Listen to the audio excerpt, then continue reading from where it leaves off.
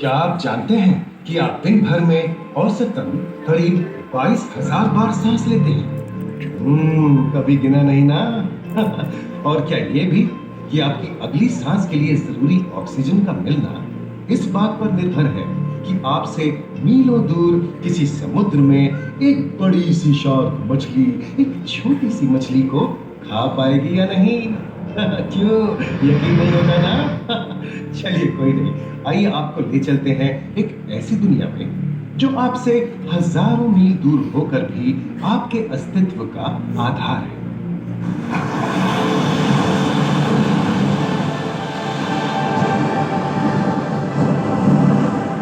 ये महासागर है, मीलों दूर तक फैला हमारे जीवन का केंद्र, जिसका पानी हर देश की सीमा से परे है। हमें सांस लेने के लिए जरूरी ऑक्सीजन का 50 से 80% इन्हीं समुद्रों के पानी से आता है।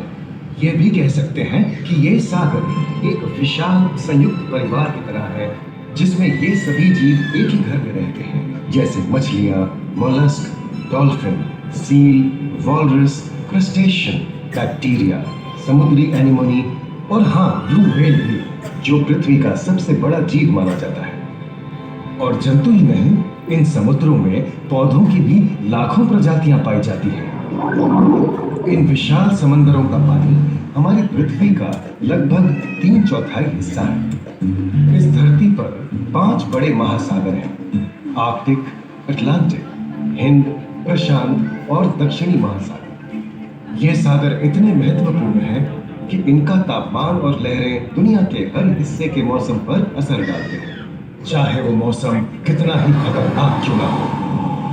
हमारी ही तरह पानी के नीचे पनपता हर जीवन सूरज की रोशनी पर निर्भर है। जी हाँ जनाब, सिर्फ ये जंतु, मछलियां, पेड़ पौधे ही नहीं, बल्कि बैक्टीरिया जैसे सूक्ष्म जीव भी सूरज से ऊर्जा पाकर खिलखिला उठते हैं। ये देखो मिस्टर ऊदबिलाव, हाँ, कितने मजे ले रहा है। देखा इसे, अपने चेहरे की पोजीशन ऐसे बदल रहा है जैसे किसी स्पा में स्टीम ले रहा हो। और वो चली मैडम हुए निखराते हुए सनबाथ लेने। और ये जोकर मछली यानी क्लाउन फिश, ये तो गाना भी गाती है भाई, बिना किसी सुल्तान के। हाँ, ये राख समुद्री जानती है, और कोई खतरा महसूस होने पर ये कभी गुर्राती है और कभी चहकती है। क्लाउन फिश है ना। और ये डॉल्फिन हमारे स्मार्टफोन से भी ज्यादा स्मार्ट है।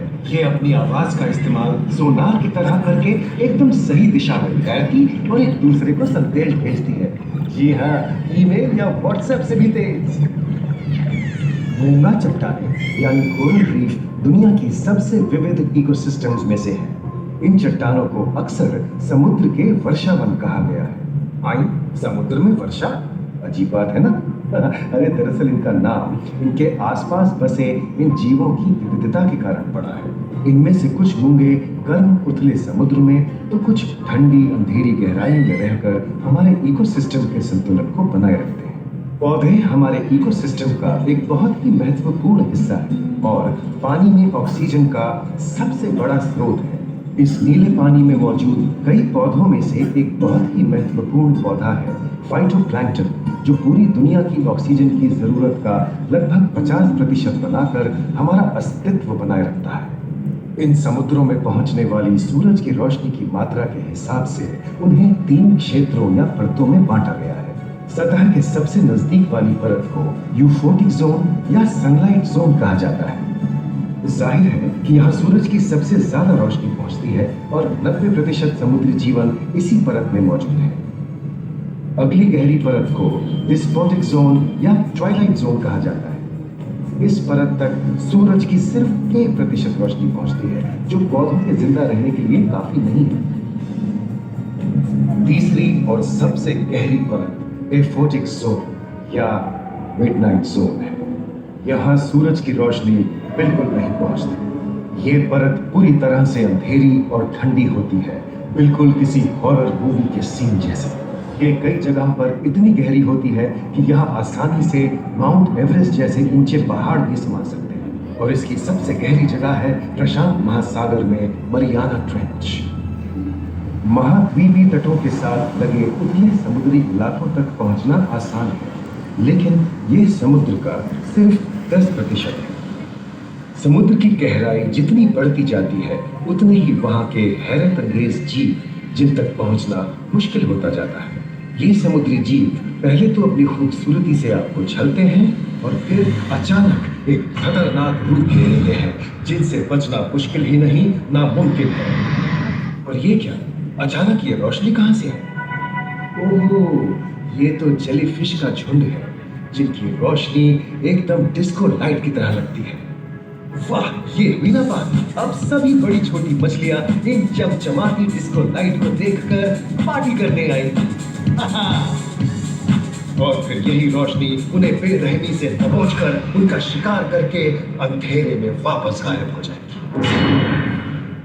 लेकिन सभी शिकारियों को छलावे से लुभाना नहीं पड़ता।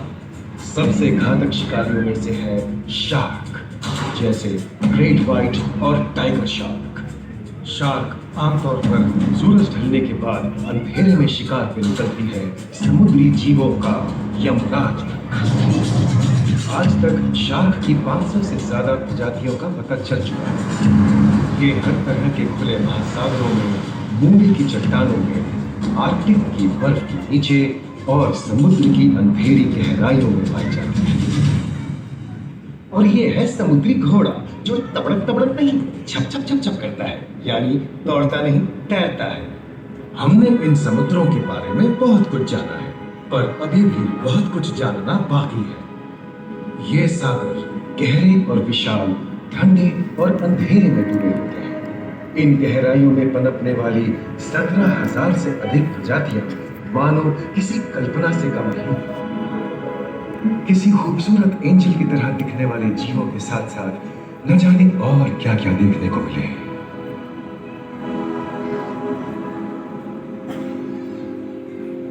इन विशाल सागरों के इकोसिस्टम इनके बाहर तक फैले हैं। खारे पानी की खाड़ियां, समुद्रों, समुद्र तटों और नमकीन दलदली इलाकों तक। मानव जाति दशकों से प्लास्टिक, जहरीले रसायन, तेल और ऐसी कई चीजों को पानी में बहाकर समुद्रों को नुकसान पहुंचा रही है। कई समुद्री जीवों या मछलियों की दर्दनाक मौत और उनकी इस तड़प का जिम्मेदार हमारी मानव जाति ही है। पिछले कुछ दशकों में वैज्ञानिक पैमाने पर सामने आए खतरों में से एक बड़ा जलवायु परिवर्तन है, जिससे महासागर गर्म हो रहे हैं और ग्रीन हाउस गैसों की अधिकता और ऑक्सीजन की कमी के कारण इन समुद्रों का अम्लीकरण हो रहा है। सागरों के इस तरह गर्म होने से पानी का स्तर बढ़ गया है और बर्फ की चादर पिघल रही है। इस विनाशकारी बदलाव के परिणाम स्वरूप समुद्री जीवन खत्म हो रहा है और पूरे इकोसिस्टम के लिए ऐसे खतरनाक हालात हम ही पैदा कर रहे हैं। हमारी आने वाली पीढ़ी का भविष्य इस बात पर निर्भर करता है कि क्या हम आज अपने निजी जीवन से प्लास्टिक को हटाने जैसा छोटा कदम उठा सकते हैं, या फिर हम बड़े स्तर पर सख्त नियम बनाकर उन्हें लागू करें, जिससे समुद्री संसाधनों का दोहन और प्रदूषण कम हो। याद रखिए, बात हमारे अस्तित्व की है, तो बदलाव की शुरुआत भी हमें ही करनी होगी।